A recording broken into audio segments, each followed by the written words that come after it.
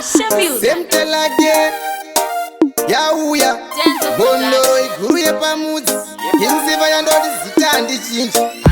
6 ntora ngwatani gava radambura musungo kosinota inzwa unzwe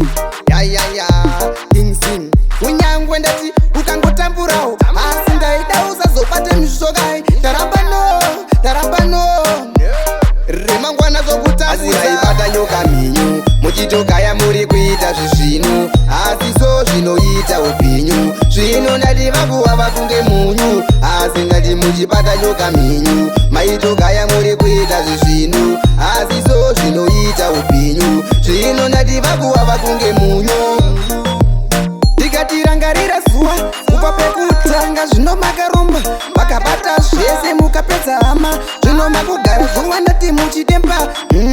chisingapere chinoshura taida mufunge kuti nhasi muzviziwe KingCee zvino ndangushaura ende dzangondidzimba pati zvakufadza moyo wangu vaibata nyoka mhenyu muchitogaya muri kuita zvezvino asi so zvinoita upenyu zvino ndati vakuva vakunge munyu asi ndati muchibata nyoka mhenyu maitogaya muri kuita zvezvino asi so zvinoita upenyu zvino ndati vakuva vakunge munyu tamangosara mavagwa vamba zvinyu zvino ndatisina kana kushe zvinongoita mwari kushanda kwavo kunoshamisa ndazviona ndati nhasi kuti ukabata mushonga nerimwe zuva unopfupa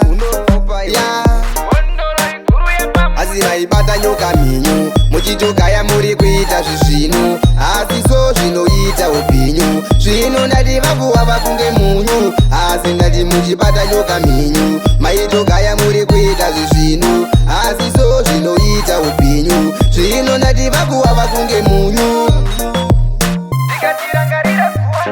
Panasha Music.